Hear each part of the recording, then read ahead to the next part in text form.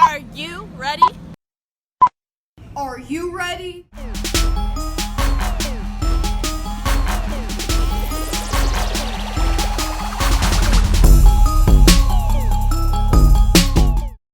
Hi, my name's Omari Wary, and I'm here with Mr. Ryan Wilson, the co-founder at the Gathering Spot here in Atlanta, Georgia. Today, we will be talking about how he's resisting during these unique times. Hi, good to be here. Hi, I'm Maya Ford. On behalf of BMK, I would like to say thank you for joining our Zoom call. Even though we were supposed to come meet you in person, but due to this pandemic, it didn't work out that way. I'm gonna start off with a couple of questions, and then I'll pass it on to Elena. So, my first question is: with you being the co-founder of the Gathering Spot, how did you come up with this idea? I started the process of starting the business when I was in law school. So I grew up in Atlanta, and I ended up going to undergrad in Washington D.C. and I wanted to be a lawyer. So I ended up going to Georgetown's law school, which is also in D.C. It was while I was there, a couple of things started to happen, but one of the things that was really impactful to me, it was the same summer of the Trayvon Martin case. And so at the end of that summer, George Zimmerman was acquitted and wasn't found guilty for Trayvon's murder. And I started to write down this idea about creating a place where people could come together and where we could talk about ideas and do work and dine. And I ended up sending that plan to one of my college roommates, who's now my business partner. His name is TK. And we started meeting every night. And eventually, that initial idea kind of grew into a business plan. And from there, we kept working and had to raise some money and find a space.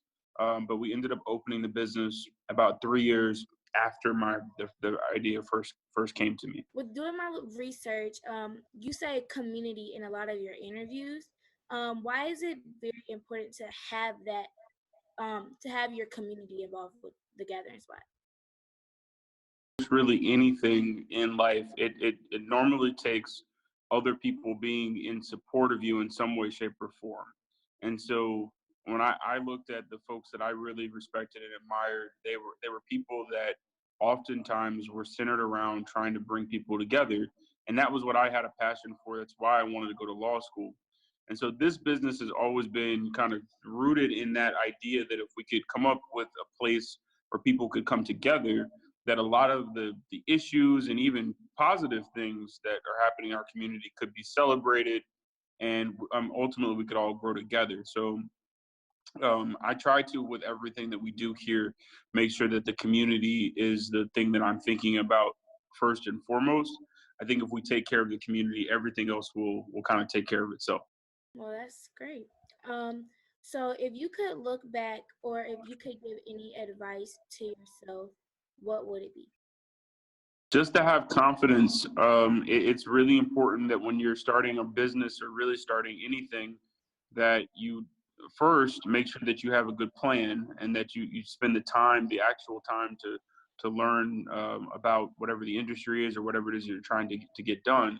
But then after that, that you're really, really intentional about making sure that you bring your kind of best self to the table. So that to me involves just like being as confident as you can be.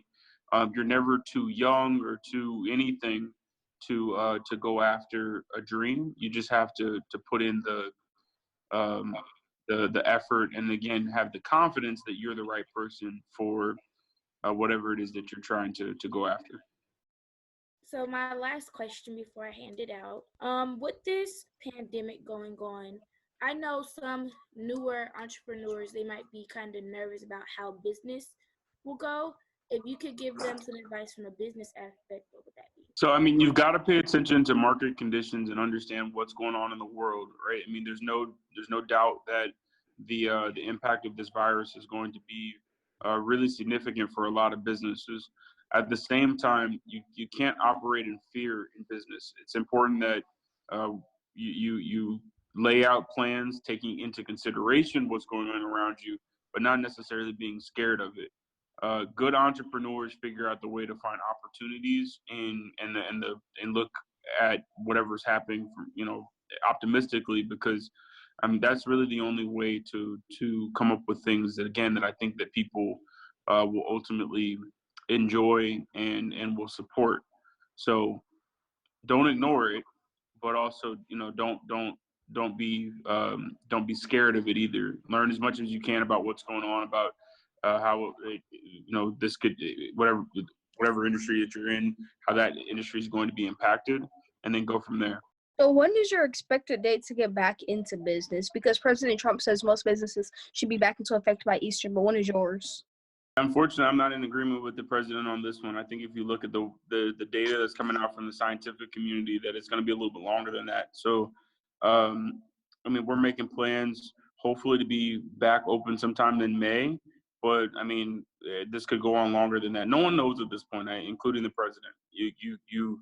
You have to, with something as serious as this virus, you've got to kind of play it day by day. Be prepared to open whenever that is, but understand that there's not going to be, I think, any clear timeline. I think it's a little irresponsible at this point to point to a specific date when there's no data that actually is supporting that. Okay, from Amari asking that question actually leads me into a question. If you could speak to Donald Trump directly, what would you say to him? It's important during times like this, especially, that leadership matters, and that being clear with folks and sticking to the facts as they are is necessary. This isn't the type of situation that should be that really is political. The country needs a leader to be clear. There are a lot of people that are hurting right now because of the slowdown tied to the entire economic slowdown, and it's important to speak to the fears that folks have in a way that leaders do.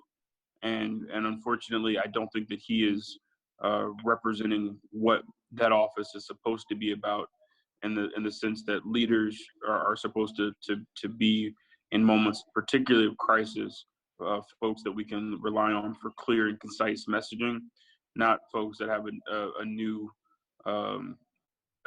statement every day about where things are and are using things that are not backed by the people who, in many instances, are standing right behind him. I completely agree. Okay, on to my next question.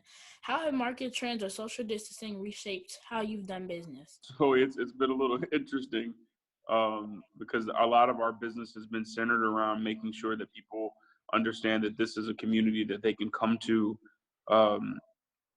physically in physical space. And I mean, we hosted last year 2,400 events. So not being able to do that right now is consequential. Everything that we were going to host in April and May isn't happening anymore. And so kind of at a point now where, the businesses had to pivot into the digital space, something we were already doing, but we've had to do a lot more of it. Okay, this is my last question before I bring it back to Maya. Based on the data I've seen, grocery and delivery have been two markets that have grown, while entertainment, hospitality, restaurants, and the airline industry have been devastated. What will it take for business to survive going forward? Make sure that we're still continuing to spread dollars in our community intentionally, right? It's about making sure that we understand, for the industries that you were really astute in understanding that are hurting right now, how do we support those industries specifically? And in particular, how do we support the people that work in those industries? I mean, even in our example, we operate a full restaurant and bar. That means that every single person that works in the restaurant and in the kitchen right now is not able to come to work.